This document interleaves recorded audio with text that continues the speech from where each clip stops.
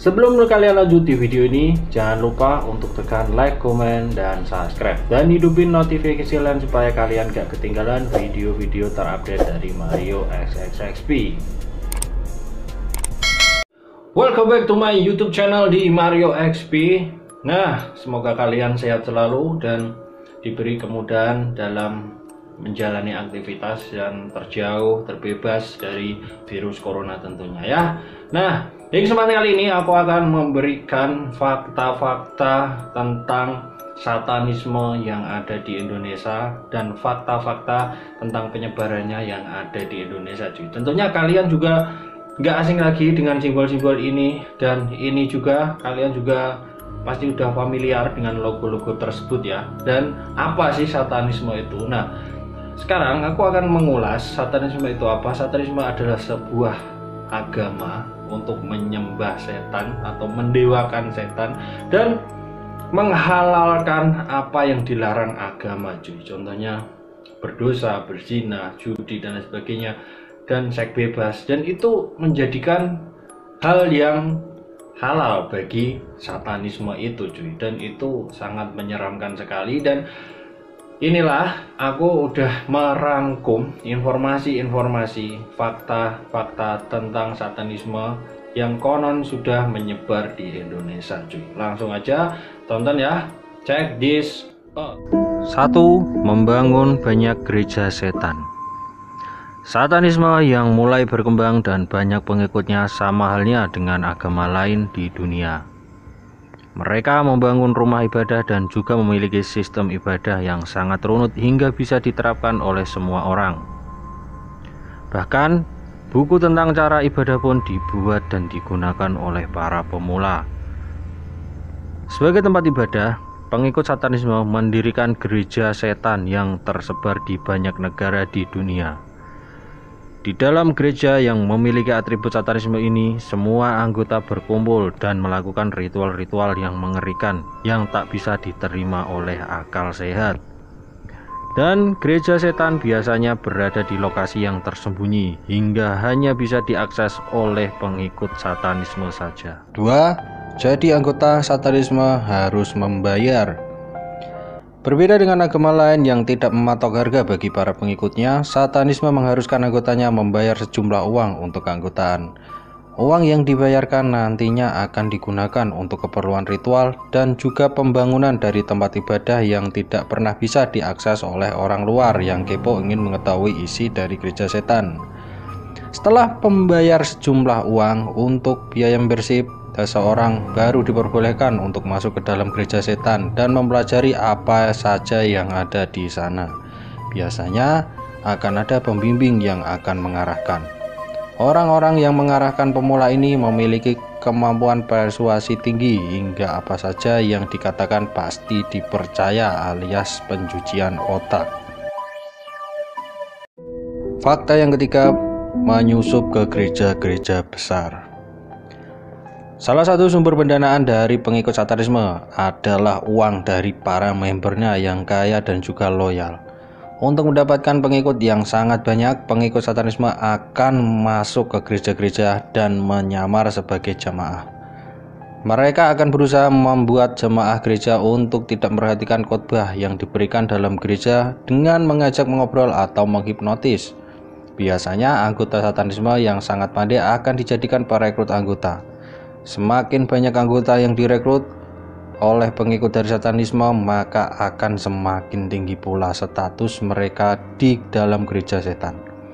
Sekali jemaah ke gereja terkena pengaruh satanisme, maka mereka akan sangat susah untuk lepas dari belenggunya.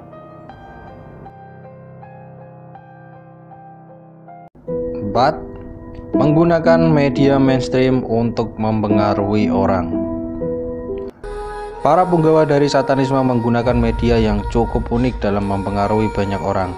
Mereka bisa menggunakan film yang berisi tentang satanisme, lagu-lagu yang berisi ajaran-ajaran satanisme yang terselubung.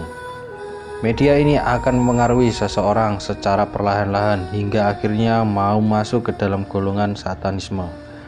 Selain menggunakan dua metode itu, satanisme juga memiliki beberapa public figure yang menjadi idola banyak orang.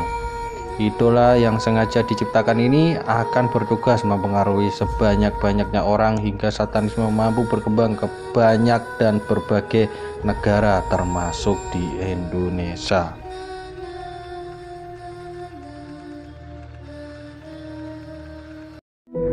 Fakta yang kelima, penyebaran satanisme yang ada di Indonesia. Ajaran sesat bukan hal baru lagi di Indonesia. Kita sudah mengenal dengan baik siapa itu Lea Eden dengan aneka ajarannya. Lalu ada lagi sekte Satria Piningit Wetengbuwono yang sempat mengajarkan ajaran seks bebas yang mengerikan. Satanisme yang juga golongan sesat juga dikatakan telah menyusup dan merekrut banyak pengikut. Salah satu tempat berkumpulnya para pengikut satanisme berada di kawasan Bandung. Konon di salah satu bangunan rumah terdapat tanda satanisme unik berupa gurita hitam raksasa di atas rumah. Warga menduga bahwa lokasi yang tak sembarangan orang bisa masuk ini adalah sarang dari pengikut satanisme di Indonesia. Dan itulah fakta menarik dan unik dari agama satanisme yang menyebar di Indonesia. Jadi kalian harus berhati-hati ya, dan tetap percaya dengan Tuhan Yang Maha Esa lah, intinya seperti itu ya. Dan kalian juga pasti tahu siapa yang tadi udah aku bahas, si Lea Eden dan Satrio Piningit itu, dan itu menurut aku sih nggak masuk akal gitu loh sih kalau buat kita yang percaya pada Tuhan gitu loh ya. Dan ini juga aku akan menjawab pertanyaan dari teman aku, apakah metal itu juga termasuk musik satanisme atau itu termasuk konspirasi dari satanisme. Berikut aku juga udah nyiapin rangkuman dan ulasan dari metal apakah satanisme. Check this out. Inilah sejarah panjang satanisme di wilayah black metal Indonesia. Tidak terlepas dari catatan pergerakan Inner Circle yang dipelopori oleh Oystein Arsid aka Euronymous Mayhem sebagai orang nomor 1 dan Fragnas aka Kon Krishna Burzum sebagai tangan kanannya. Bersama ke-12 anggotanya termasuk Iksan, Sahmod, dan Faust. Juga Fenris, mereka memimpin komunitas black metal Norwegia melalui kelompok Inner Circle.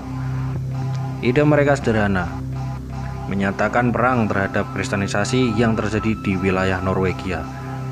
Ini karena Kristen yang notabene merupakan agama mayoritas di Eropa dinilai berbanding balik dengan semangat mereka sebagai anak-anak Odin atau dewa bangsa Viking.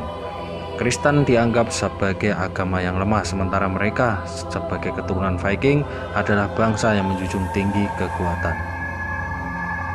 Gagasan mereka kemudian diwujudkan melalui serangkaian aksi anarkis. Di antaranya tindakan pembakaran terhadap belasan gereja kuno yang menjadi simbol kebanggaan Kristen di Norwegia. Aksi tersebut sontak mendapatkan kecaman internasional, maka dari sanalah mereka mendapatkan label sebagai penganut satanisme. Kenyataan ideologi satanisme yang dikembangkan di genre musik black metal di Norwegia lebih mengacu pada semangat untuk mengembalikan budaya pagan kuno, termasuk kebangkitan budaya Viking. Artinya satanisme dalam konteks para prajurit logam hitam asal Norwegia ini tidak sama dengan paham satanisme ajaran Anton LaVey melalui Curse of Satan-nya.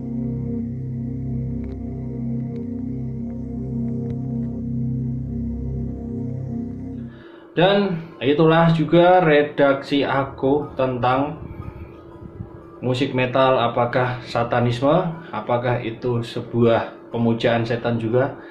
Ternyata sudah terjawab ya cuy, dari sejarahnya yang tadi udah aku bahas.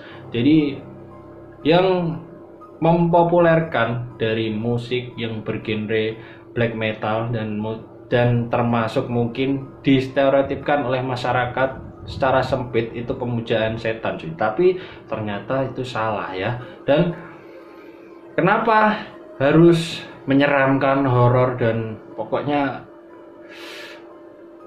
seperti apa ya, pemuja setan banget lah, intinya seperti itu ya. Tapi itu nyatanya enggak cuy, karena berdasarkan sejarahnya Mayhem membawa musik bergenre yang mungkin berbau satanik itu sebagai semangat aja cuy. Jadi dia tuh enggak emang benar memuja setan itu enggak gitu loh, tapi itu cuma ideologi dia untuk melawan budaya luar, intinya seperti itulah. Dan itu mungkin disalahartikan kebanyakan orang menjadi band ini, Mayhem ini jadi salah satu band yang mempelopori satanisme di dunia cuy. Jadi itu bukan cuy, jadi itu cuma ideologi, mungkin cara berpikir doang, tapi kenyataannya mereka juga enggak memuja setan, intinya seperti itulah cuy. Dan itu banyak apa namanya pro dan kontra di luar sana yang aku juga dengar, tapi menurut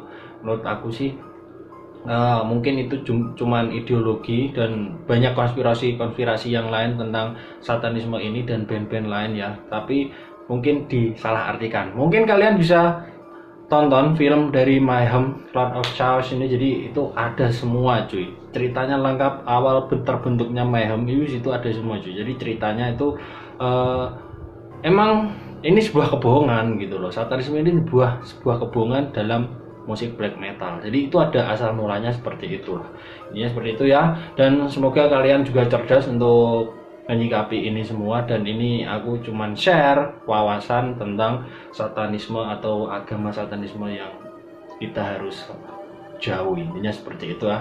Dan terima kasih juga yang udah bertanya dan udah request tentang konten ini, kalian luar biasa. Thanks for watching, sudah nonton channel ini, semoga sehat selalu ya, tetap dukung aku dan jangan lupa like, comment, share, dan subscribe tentunya. Oke, sampai di sini dulu. Salam dari aku and peace.